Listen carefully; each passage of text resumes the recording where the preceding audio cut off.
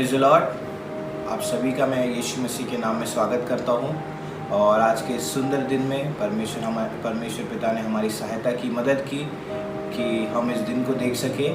और आज इस संडे की सुबह हम सब एकत्रित होकर हमारे यीशु मसीह के नाम को हम बढ़ाई करेंगे, उसकी प्रशंसा करेंगे और कुछ गीतों को गाकर हम उसे महिमा देंगे। आइए उसके पहले हम प्रार्थना करें। सर्वशक्तिमान अनुग्रहकारी पिता परमेश्वर, आपका धन्यवाद करते सुंदर घड़ी समय के लिए मेरे राजा प्रभु पिता। आपने हमें संभाला, सुरक्षित रखा मेरे राजा पिता परमेश्वर। और पिता परमेश्वर हमें मौका दिया कि फिर एक बार हम आपके चरणों में आकर पिता आपके पिता परमेश्वर बढ़ाई कर सके, पिता आपकी महिमा कर सके, आपकी पिता परमेश्वर अनुग्रह में पिता परमेश्वर होकर पिता परमेश्वर हम पिता आपकी स्तुति आराधना कर सके। इसलिए आपका धन्यवाद करते मेरे राजा पिता। जो भी वचन आज हम सुनते पिता, हमारी ज्ञान और बुद्धि को आप खोलेगा पिता, ताकि उस वचन में पिता परमेश्वर हम आगे बढ़ सके मेरे राजा प्रभु। आपका धन्यवाद देते मेरे राजा पिता परमेश्वर। हम पिता जैसे पिता परमेश्वर वर्शिप करते हैं, प्रेस करते पिता, आप हमारे साथ रहना पिता परमेश्वर, हमारी अगुवाई कीजिए मेरा राजा। धन्यवाद करते पिता। आगे का सारा समय हम आपके पवित्र हाथों में सौंप देते पिता परमेश्वर। इस प्रार्थना को पिता हमारे उद्धार करता यीशु मसीह के नाम से मांगते पिता, आमीन। Thank you Jesus.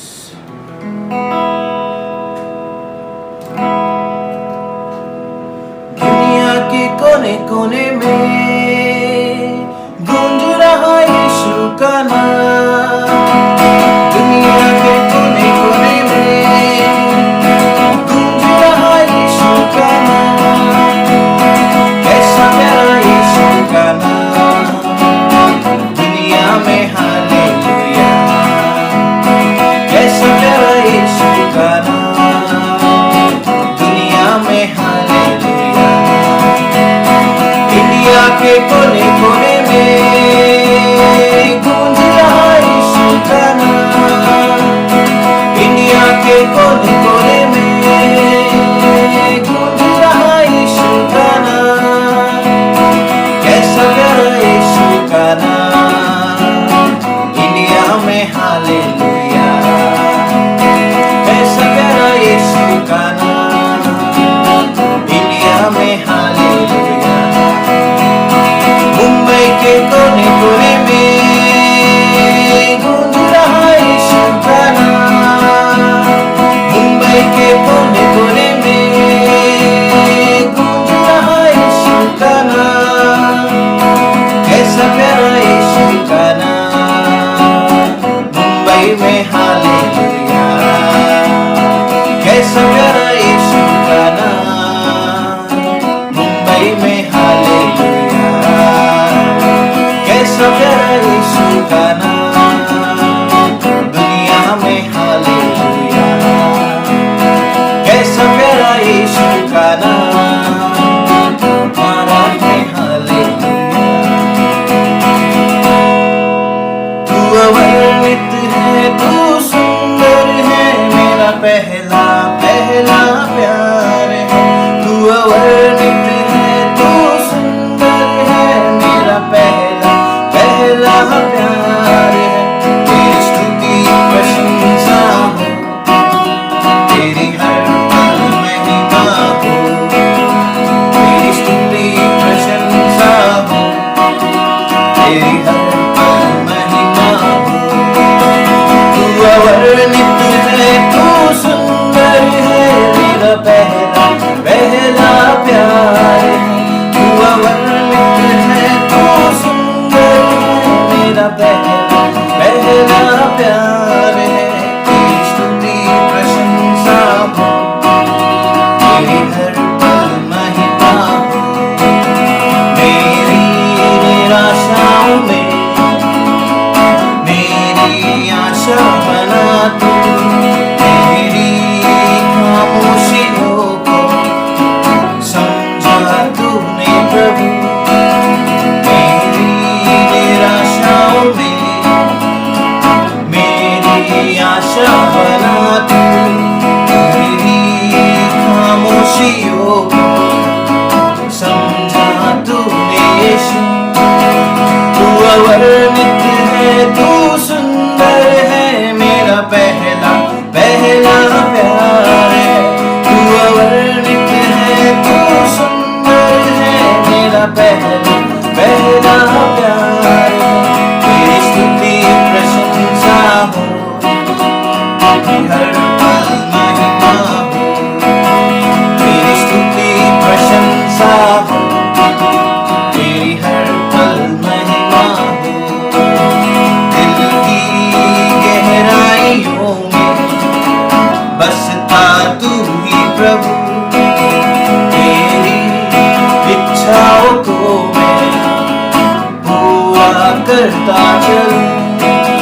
दिल की गहराइयों में बसता तू ही यीशु, तेरी इच्छाओं को मैं पूरा करता चलूं।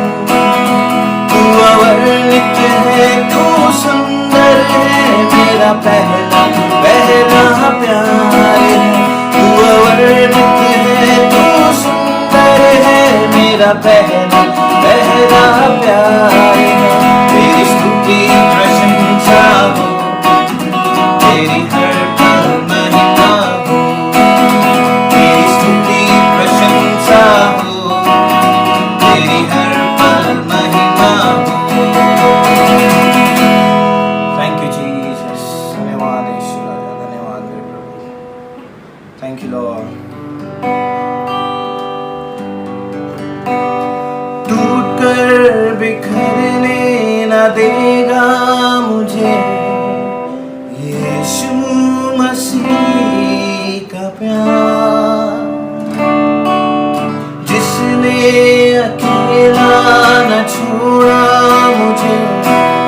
कैसा अनोखा प्यार, टूट कर बिखरने न देगा मुझे यीशु मसीह का प्यार, जिसने अकेला न छोड़ा मुझे। कैसा अनोखा प्यार, माँ की तरह मुझे थामेगा वो, गिरने न देगा मुझे। मेरे आँखों के आंसुओं को पोंछेगा वो, बाहों में लेगा मुझे। माँ की तरह मुझे थामेगा वो, गिरने न देगा मुझे। मेरे आँखों के आंसू को पोंछेगा वो, बाहों में लेगा मुझे। यीशुआ, यीशुआ, यीशुआ,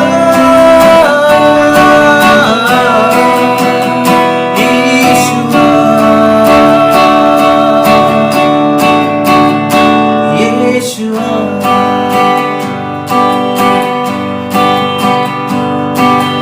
मेरी निर्बलता में मेरी सामर्थ, यीशु मसीह का प्यार, जिसने अकेला न छोड़ा मुझे। कैसा अनोखा प्यार, मेरी निर्बलता में मेरी सामर्थ, यीशु मसीह का प्यार, जिसने अकेला न छोड़ा मुझे। कैसा अनोखा प्यार,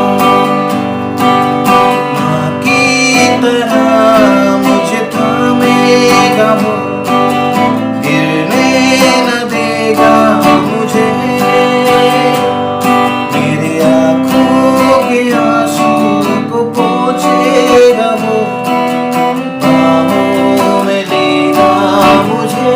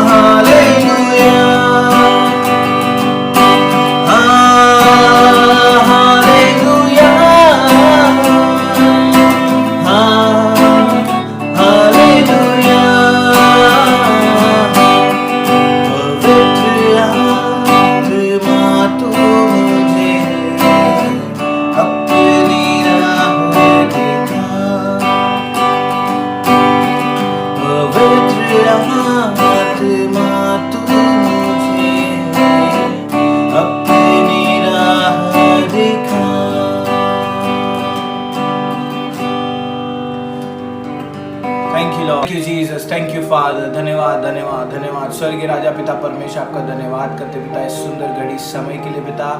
इस पिता परमेश्वर दिन में पिता आपने हमारी सहायता की, मदद की मेरे राजा, ताकि हम पिता परमेश्वर आपकी आराधना आपकी स्तुति कर सके पिता। आपके दास को आपके पवित्र हाथों में हम सौंप देते पिता। आज जो कोई भी वचन हम सीखे पिता, आज पिता परमेश्वर जो पिता वचन आपके दास के द्वारा हमें बताया जाए पिता, वो पवित्र आत्मा के द्वारा हो पिता, और हमारे जीवन में कार्य करने वाला हो पिता परमेश्वर।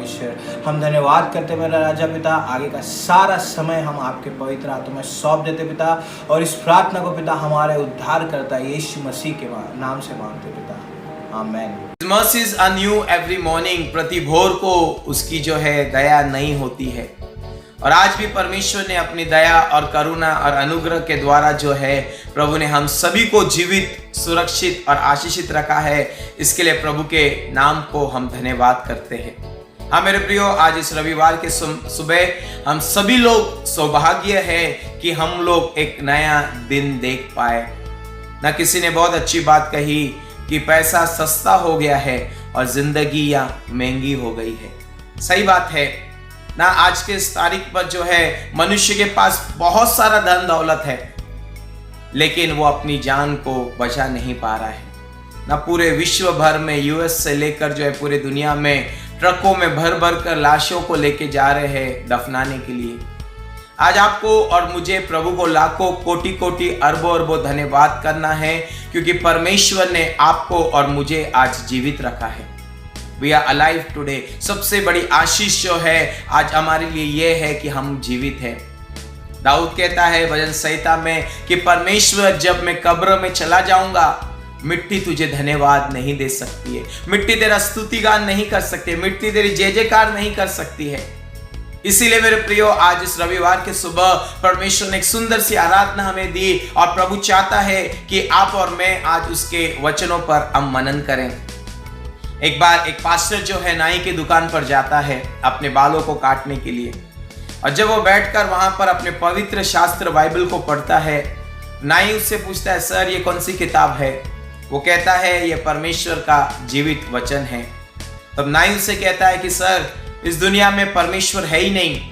अगर परमेश्वर होता तो इतना सारा दुख क्यों? हजारों लोग रोज मर रहे हैं, कितने लोग भूखे हैं, कितने लोग जो है तकलीफ, बीमारी और समस्या में हैं। Really there is no God, सचमुच परमेश्वर है ही नहीं। तो वो पास्टर चुपचाप उसकी बातों को सुनता है और मन में प्रार्थना करने लगता है और कहता है, प्रभु मैं उससे क्या जवाब दूं? और जब अपने बाल को काट कर वो वहां से बाहर निकलता है, तब उसे जो है एक व्यक्ति लंबे बाल वाला उसे मिलता है और प्रभु से बातें करना चालू करता है। और वो कहता है उस लंबे बाल वाले व्यक्ति को, 2 मिनट मेरे साथ इस नाई की दुकान में चलो। और जब वो उसके हाथ पकड़कर उसके नाई की दुकान पर लेके जाता है, वो नाई देखता है और वो कहता है, क्या हुआ सर? बोलता है कि इस शहर में एक भी नाई का दुकान नहीं है, एक भी नाई नहीं है। बोला क्यों? बोला देखो इस व्यक्ति के बाल इतने लंबे हैं और एक भी नाई का दुकान नहीं है, इसके लिए इसके बाल इतने लंबे हैं। तब जो है वो नाई हंसने लगता है और कहता है, साहब ये व्यक्ति हमारे पास आया ही नहीं, यदि हमारे पास आता तो हम अच्छी तरह से उसके बाल को काटते थे। तो पास्टर हंसने लगता है और कहता है, उसी प्रकार जो आपने मुझसे प्रश्न पूछा कि इस दुनिया में परमेश्वर है ही नहीं, उसका जवाब है कि आज लोग प्रभु के पास नहीं आए। जैसा ये व्यक्ति तुम्हारे पास बाल काटने नहीं आया, इसके लिए उसके बाल लंबे हैं, उसी प्रकार आज लोग प्रभु के पास नहीं पहुंचे हैं, उसके चरणों के पास आए नहीं हैं। और इस कारण जो है आज लोग दुखी है, परेशानी में, तकलीफ में, समस्या में है। परमेश्वर का वचन कहता है कि मनुष्य मुझसे दूर होकर कुछ नहीं कर सकता है ना। बाइबल बहुत अच्छी तरह से खुलती है। The first book of the Bible, Bible की जो सबसे पहली किताब है, बहुत जो है असर डालती है हमारे व्यक्तिगत जीवन में, हमारे फाइनेंशियल जीवन में, हमारे पारिवारिक जीवन में, हमारे इमोशनल जीवन में। जब आपका और मेरा स्पिरिचुअल लाइफ बैलेंस होता है, तब हमारा physical life, mental life, financial life और जो है फैमिली लाइफ, ये सब कुछ जो है वो अच्छी तरह से सेटल होता है। प्रभु यीशु मसीह ने कहा कि सबसे पहले मेरी राज और धार्मिकता की खोज कर, बाकी के सब वस्तुएं मैं तुझे यूं ही दे दूंगा। हाँ मेरे प्रियो, जब हम आत्मिक लेवल को मेंटेन करते हैं, अपना आत्मिक जीवन को बनाए रखते हैं, बाकी के चीज़ों को सब कुछ परमेश्वर संभालता है। हमारा हेल्थ, हमारा फैमिली, हमारा फाइनेंस, हमारी जो भी आवश्यकता है उसे परमेश्वर संभालता है।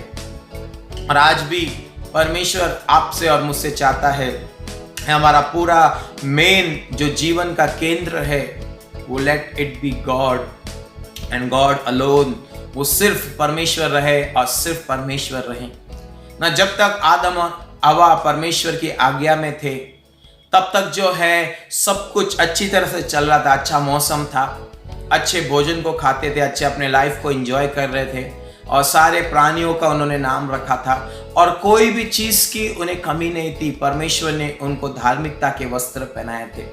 आज मेरे प्रियो ये ध्यान देना है, जितना आप और मैं अपना स्पिरिचुअल लाइफ मेंटेन करेंगे, जितना आप और मैं अपना स्पिरिचुअल लाइफ में ग्रोथ करेंगे, बढ़ेंगे, उतना ही जो है बाकी की सारी चीजें अपनी जगह पर बराबर आ जाएगी ना। हम मनुष्य होने के नाते बहुत सारी बातों की हम चिंता करते हैं, बहुत सारी बातों को लेकर हम सोचते हैं, परेशान रहते हैं। अगर कोई समस्या न रहे तो भी हम दुखी रहते हैं, समस्या रहे तो भी हम दुखी रहते हैं।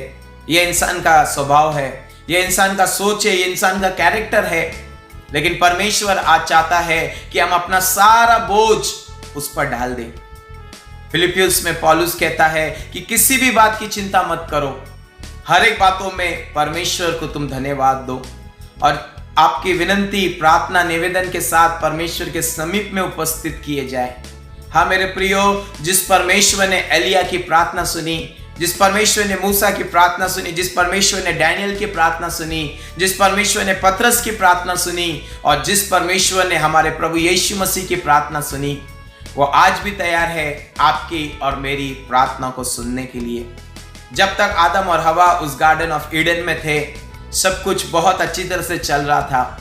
लेकिन जिस समय उनका आत्मिक लेवल गिर गया, जिस समय वो प्रभु से दूर हो गए, सारी आशीषें एक एक कर सारी आशीषें जाती रही। वस्त्र चले गए, घर चला गया और तकलीफें बढ़ गई, समस्याएं बढ़ गई, बेचैन हो गए और पूरा वातावरण खराब हो गया ना। आज परमेश्वर आपसे और मुझसे जो है लूका रचित सुसमाचार उसका 15 अध्याय 11 से लेके 31 वचन तक प्रभु हमसे बातें करना चाहता है ना। इस बात में जो इस घटना को हम बहुत अच्छी तरह से जानते हैं, ये प्रोडिगल सन के बारे में है, ये गुमराह पुत्र के बारे में है। ये घटना क्यों हुई, ये बातें, ये इंसिडेंट जो है प्रभु यीशु मसीह ये पैराबल हमें क्यों बता रहा है? क्योंकि जो है छोटा बेटा स्वार्थी हो गया। देखो, परमेश्वर ने हमारी जो जो आवश्यकता है, प्रभु ने हमको सब कुछ दिया है। लेकिन जब इंसान लालच करने लगता है, जो परमेश्वर ने हमें रोज की रोटी और वस्त्र और खाना और परमेश्वर ने जो भी चीजें हमें दिया है उससे बढ़कर जब इंसान सोचने लगता है, उसको कहते हैं लालच। इंग्लिश में बहुत अच्छा लिखा है सेल्फ विल, खुद की इच्छा, खुद का डिजायर, खुद की अभिलाषा को पूरा करना चाहते हैं। जीसस क्राइस्ट जब गार्डन ऑफ गेत्सेमनी में था, उसने कहा, हे पिता, मेरी इच्छा नहीं लेकिन तेरी इच्छा पूरी हो। मसीह जीवन का सबसे बड़ी बात, the most essential thing in a Christian life is not my will Lord but your will be done. परमेश्वर, मेरी इच्छा नहीं प्रभु लेकिन तेरी इच्छा पूरी हो। ये लड़का स्वार्थ की इच्छा को पूरा करने लगा, खुद की इच्छा को, खुद की अभिलाषा को पूरा करने लगा। अच्छे घर में था, अच्छा भोजन खाता था, बहुत सारे नौकर थे, खेती थे और बहुत अच्छा महल था, लेकिन इससे भी वो तृप्त नहीं हुआ। दूसरी बात है सेल्फिशनेस, अपने बारे में सोचने लगा, ना कि मैं अपने आप को और कैसे आनंदित रखूं। सबुपदेशक में, एक्लेसियास्टिक में किंग सुलेमान कहता है, मैंने दुनिया की सारी चीजों को अपनाया ना। आप एक्लेसियास्टिक सबुपदेशक उसका 2 अध्याय पढ़ सकते हैं, बहुत ही खूबसूरत रीति से लिखा हुआ है। वो कहता है कि मैंने सारी चीजों को अपनाया, धन दौलत, गाने बजाने वाले, स्त्रियां और सोना चांदी, पेड़ पौधे, क्या कुछ नहीं किया मैंने। लेकिन आखिर में वो कहता है कि सब कुछ व्यर्थ व्यर्थ व्यर्थ है ना। जब तक हमारे अंदर सेल्फ विल रहेगा और जब तक हमारे अंदर जो सेल्फिशनेस रहेगा, तब तक हम अपने आत्मिक जीवन में सेटिस्फाइड नहीं हो सकते हैं, अपने मसीह जीवन में हम तृप्त नहीं हो सकते हैं। किसी प्रभु के दास ने कहा कि सेल्फिशनेस मतलब एक प्याज जो कांदा होता है, ऑनियन जो है, उसको सिलने के समान है। उसका एक लेयर निकालो, अंदर दूसरा लेयर, उसका दूसरा लेयर निकालो, तीसरा लेयर। इस प्रकार से वो सारे लेयर से जो है वो भरा होता है। उसी प्रकार स्वार्थ जो है इंसान के जीवन में कूट कूट कर भरा हुआ है। लेकिन यीशु मसीह अगर स्वार्थी होता तो वो स्वर्ग छोड़कर इस पापी जगत में कभी नहीं आता। अगर यीशु मसीह के अंदर इतना भी स्वार्थ अगर पाया जाता तो वो जो है इस पृथ्वी पर कभी भी क्रूस पर हमारे लिए जान नहीं देता। लेकिन वो निस्वार्थ होकर अपने सारे सेल्फ डिजायर्स को, सेल्फ विल को उसने जो है स्वर्ग में छोड़कर जो है इस पृथ्वी पर वो मनुष्य बनकर आया। उसने अपनी स्वर्गदूतों की महिमा, सोने का सिंहासन पर जहां पर 24 प्राचीन जो है उसकी दिन रात आराधना करते हैं, वो सभी चीजों को छोड़कर जो है यीशु मसीह इस पृथ्वी पर आया ताकि आपको और मुझे जो है उद्धार दे सके। और तीसरी बात, जब मनुष्य के अंदर सेल्फ विल और सेल्फिशनेस आता है, उसके बाद ऑटोमेटिकली वो सेपरेट हो जाता है। Then comes separation. वो अपने पिता से दूर हो गया, is separated from his father. और वो जो दूर देश में जाकर जो भी उसने धन संपत्ति इकट्ठा किया था, जो भी मटेरियलिज्म चीजों को इकट्ठा किया था, उसने उस चीजों में जो है वो आनंद उठाने लगा। हाँ मेरे प्रियो, हम में से कई लोगों का जीवन इस दुनिया के चीजों में इतना दस चुका था, इतना हम लोग बिजी हो चुके थे इस संसार के गुड्स में, मटेरियलिज्म में हम लोग इतने फंस चुके थे कि परमेश्वर को यह कार्य करना पड़ा। और आज लोग जो है रियलाइज कर रहे हैं कि मैं कौन हूं और मुझे अब क्या करना चाहिए ना। रेवलेशन चैप्टर 4 में परमेश्वर जॉन को कहता है, कम अप हायर, ऊपर आ जा। चैप्टर 4 प्रकाशित वाक्य उसका 4था अध्याय उसके पहले वचन में यीशु मसीह जो है वो जॉन को कहता है ऊपर आ जा। और जब जॉन आत्मा में ऊपर आता है, वो अब स्वर्गीय दृष्टिकोण से वो परमेश्वर की बातों को देखता है। हाँ मेरे प्रियो, यशायाह ने परमेश्वर को ऊंचे सिंहासन पर विराजमान देखा। आज आपको और मुझे उस परमेश्वर के आत्मिक लेवल में ऊपर आना है। और जब हम ऊपर की नजर से हम इस दुनिया को देखेंगे, तब हम स्वर्गदूतों के समान कह सकते हैं कि स्वर्ग और पृथ्वी उसके ऐश्वर्य से भरपूर है। Heaven and earth is full of His glory। सारी पृथ्वी उसकी महिमा से भरपूर है। लेकिन आज अगर आप लोगों से पूछो, अगर आज आप टेलीविजन चैनल लगाओ, आज आप अखबार निकालो, आज आप मोबाइल पर न्यूज देखो, एक ही खबर 1.5-2 महीने से हम कंटिन्यू सुनते आ रहे हैं। इतने लोग मर गए, इतने लोग एडमिट हो गए, इतने लोगों ने लॉकडाउन तोड़ा, इतने लोग जो है क्वारंटाइन हो गए, ये सब बातों को हम सुन रहे हैं। लेकिन बाइबल कहती है जब स्वर्ग से आप और मैं इस पृथ्वी को देखेंगे, स्वर्गदूत चिल्ला चिल्ला कर कहते हैं कि स्वर्ग और पृथ्वी उसकी महिमा से भरपूर है। हाँ मेरे प्रियो, जिस नजर से परमेश्वर देखता है, आपको और मुझे उसी नजर से इस पृथ्वी को देखना है। और परमेश्वर आज स्वर्ग पर देखकर बहुत आनंदित हो रहा है, क्योंकि आज उसके लोग जो है बैकस्लाइड जो हो गए थे, जो दुनिया में चले गए थे, जो अपनी मनमर्जी इस गुमराह पुत्र के समान कर रहे थे, आज वही लोग जो है मन फिराकर, पश्चाताप करके, प्रार्थना करके, घुटने पे आके उपवास रखकर और जो है प्रभु के वचन को सुनकर, पढ़कर आज प्रभु के पास आ रहे हैं। And God is really excited. परमेश्वर बहुत आनंदित है आज, और वो कहता है कि लॉर्ड, परमेश्वर कहता है कि let your kingdom come, let your will be done on earth as it is in heaven. हाँ मेरे प्रियो, परमेश्वर स्वर्ग से क्या चाहता है कि हम सबका ध्यान उसकी ओर लगा रहे। लेकिन इस संसार ने हमको इतना व्यस्त कर दिया था, इस संसार ने हमको इतना बिजी कर दिया था, गुमराह पुत्र के समान जो है रिलेशन को इंपॉर्टेंस ना देते हुए हम लोग ने मटेरियल चीजों को जो है इंपॉर्टेंस दिया था। ना क्लब्स, सिनेमा घर और जो है मॉल्स और अच्छे अच्छे शॉपिंग सेंटर्स और बड़े बड़े जो है जो चीज़ों को खरीदना और इस संसार के आकर्षण के पीछे भागना, प्रभु को साइड में रखना। प्रभु ने आज सबका ध्यान उसकी ओर केंद्रित किया है, और प्रभु और भी चाहता है कि हम सभी लोग उसकी ओर फोकस करें।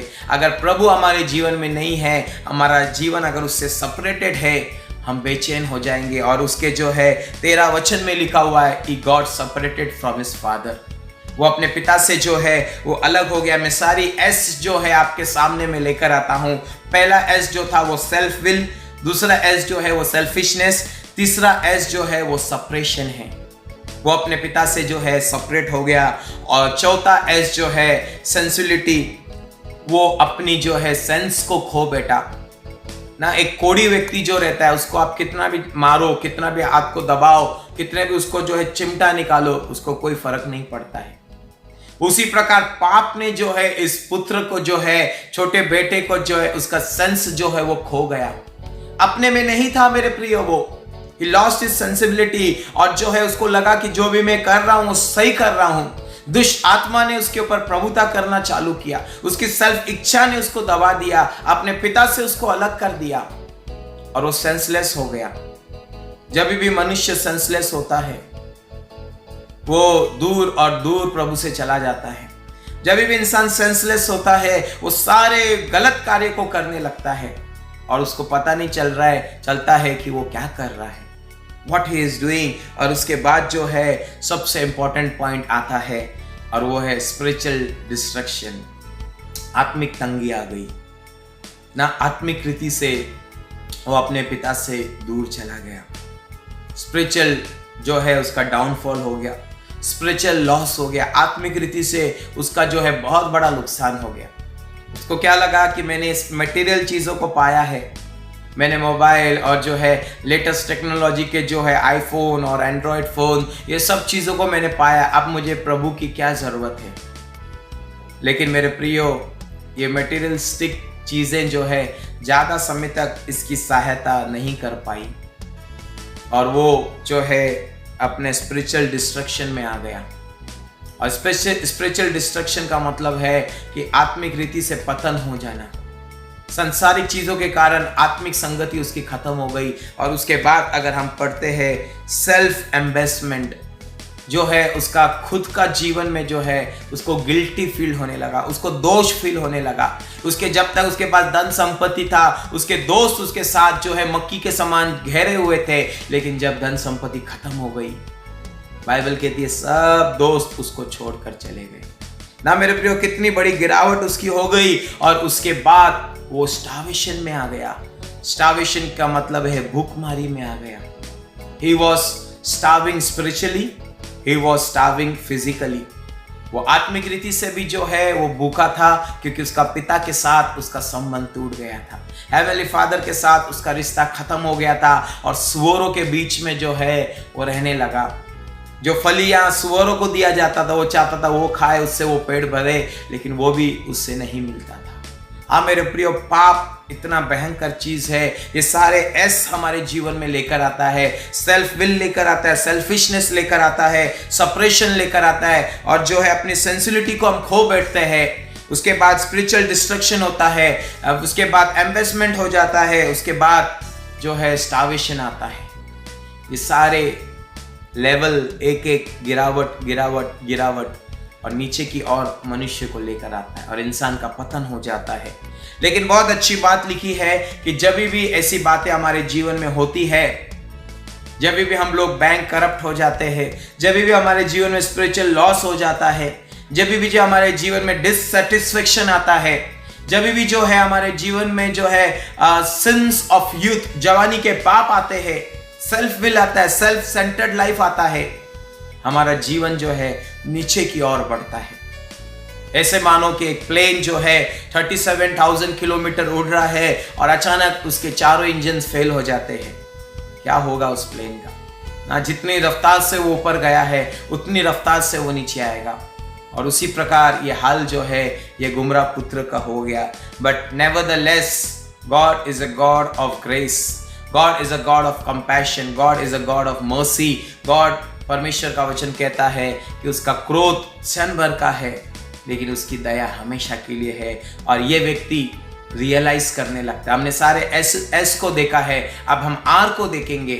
सबसे पहला आर जो है रियलाइजेशन, एहसास होना ना। सबसे पहली बात हमको एहसास होना है कि प्रभु मैं पापी हूं, मैंने तेरे विरोध पाप किया है, मेरे सोच में, मेरी नज़र में, मेरे बोलने में, मेरे सुनने में, मेरे हृदय में, मेरे हाथों के द्वारा, मेरे पैरों के द्वारा, मैंने बहुत सारी चीज़ों के द्वारा प्रभु तुझे ठेस पहुंचाया है, मुझे क्षमा कर परमेश्वर। ये आपकी और मेरी जो है रोज की प्रार्थना होनी चाहिए। और इस व्यक्ति ने रियलाइज किया कि मैंने क्या किया है, What have I done? आज सबसे बड़ी बात इस लॉकडाउन में परमेश्वर ने हमको घरों पर बिठाया है कि आप और मैं रियलाइज करें कि कहां पर हम गलत हुए हैं, where we have missed। और उसके बाद जो है 18 वर्स में 18 पद में वो रिसोल्यूशन करता है। रिसोल्यूशन का मतलब है मेल मिलाप करता है, और वो कहता है कि अब जो है मैं डिसीजन लेकर अपने पिता के पास में जाऊंगा। तीसरी और सबसे इंपॉर्टेंट बात, पहली बात रियलाइजेशन, सेकेंड थिंग रिसोल्यूशन, और थर्ड थिंग जो है वो है repentance. He is repenting now, अब वो पश्चाताप कर रहा है ना। बहुत से लोग रियलाइज करते हैं, बहुत से लोग रिसोल्यूशन लेते हैं, but many of us we don't repent. कई बार हम लोग इमोशनल हो जाते हैं, अरे मैंने ऐसा नहीं करना चाहिए था, लेकिन उसके बाद हम रिपेंट नहीं करते ना। परमेश्वर रेवलेशन में सारी कलीसियों को एक ही संदेश देता है, रिपेंट रिपेंट रिपेंट, पश्चाताप करो। और जो भी व्यक्ति कितना भी भयंकर पाप क्यों ना हो उसके, परमेश्वर उसके पापों को धोकर हिम की नए श्वेत करने के लिए तैयार है। हमें रिपेंट करना चाहिए, पश्चाताप करना चाहिए कि परमेश्वर मेरे पापों को क्षमा करेगा। उसके बाद सबसे चौथी बात, सबसे important, return. he is returning to his father। अब वो निर्णय ले रहा है कि मुझे अपने पिता के पास जाना है। और उसके बाद जो है जब वो अपने पिता के पास जाता है, परमेश्वर कहता है मेरे लिए एक कदम बढ़ाओ, मैं तेरे लिए बहुत सारे कदमों को बढ़ाऊंगा। हाँ मेरे प्रियो, ये एक कदम अपने पिता की ओर बढ़ाता है, और बाइबल कहती है पिता दूर से देखते हुए दौड़ते हुए आकर उसे गले लगाता है, और वो कहता है कि मेरे बेटे तू खो गया था, अब मैंने तुझे पा लिया है। जो भी हाल में आज आप और मैं हो, जो भी परिस्थिति में हो, कितने भी भयानक और घिनौने पाप हमने किए होंगे, we have to realize, we have to repent, we have to have the resolution, we have to return। और जब हम रिटर्न करेंगे, परमेश्वर वर्स 20 15 अध्याय उसका 20वां वचन लूका का, परमेश्वर आकर हमारे साथ जो है रिकंसिलिएशन करेगा ना। मैं पूरे बाइबल को जब मैं ध्यान से देखता हूँ, God is very much interested in reconciliation ना, मेल मिलाप करने में, फिर से समझौता करने में ना। पूरे दुनिया के देश चाहते हैं जो भी दुश्मनी है उसमें रिकंसिलिएशन करें। जो भी जो है चर्च में डिस्प्यूट है, परमेश्वर चाहता है उसमें हम लोग रिकंसिलिएशन करें। अगर हस्बैंड और वाइफ में डिस्प्यूट है, माता पिता बच्चों में डिस्प्यूट है, हमको रिकंसिलिएशन करना है। अगर हमारे घर के परिवार के लोगों में जो है डिस्प्यूट है, हमको रिकंसिलिएशन करना है। और उसके बाद जो है वर्स 22 बहुत ही सुंदर पद है, रीक्लोथिंग। फिर से जो है पिता अच्छे से अच्छा वस्त्र जो है उसको पहनाता है और सोने की अंगूठी पहनाता है। और उसके बाद last but not the least, rejoicing. जब एक आत्मा उद्धार पाता है तो स्वर्ग में हजारों स्वर्गदूत जो है वो आनंद मनाते हैं, और उसके घर में जो है सारे लोग एंजॉय करते हैं, सारे लोग पार्टी मनाते हैं। और उसके बाद उसको नए वस्त्र, नए जूते और नया सोने की अंगूठी, बछड़े को काटा जाता है, और इतना सारा जो है एंजॉयमेंट स्वर्ग में होता है।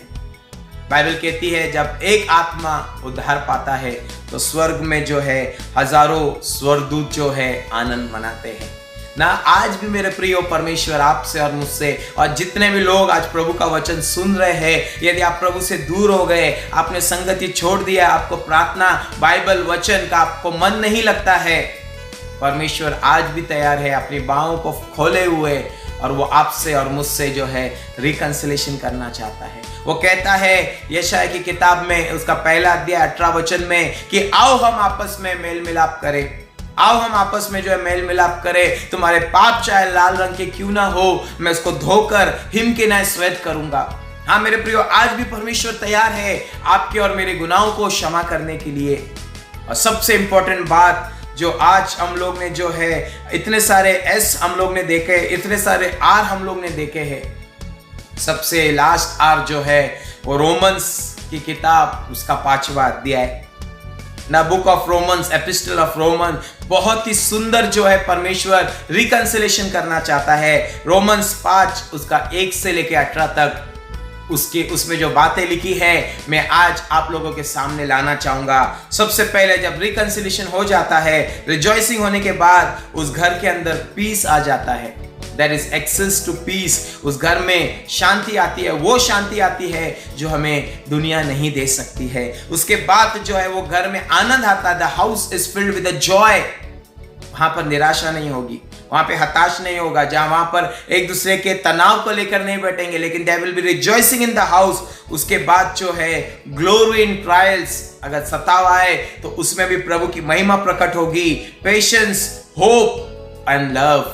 आप लोग रोमियो की किताब उसका 5वां अध्याय 1 से लेकर 18 वचन तक आप पढ़ सकते हो कि जब एक गुमराह हुआ, एक भटका हुआ पुत्र अपने पिता के पास वापस आता है, when a wandering son return back to his father, परमेश्वर जो अपनी शांति, आनंद और धीरज और आशा और अपने प्रेम को जो है परमेश्वर हमें देता है ना। बहुत ही सुंदर पद जो है लिखा हुआ है परमेश्वर के वचन में, एफिशियंस उसका 2 अध्याय और उसका 12 वचन। The epistle of Ephesians chapter 2 and verse 12 को जो है मैं आप लोगों के सामने पढ़ना चाहूंगा। Ephesians chapter 2 and verse 12। Remember that at that time you were separated from Christ। उस समय आप परमेश्वर से आप बिछड़ गए थे, जैसा ये गुमराह पुत्र बिछड़ गया था। Excluded from citizenship in Israel and foreigners to the covenant of the promise, without hope and without God in the world। बहुत ही सुंदर पद लिखा है। मैं चाहता हूं इस पद को हर एक व्यक्ति अपने बाइबल में इस पद को पढ़ेगा।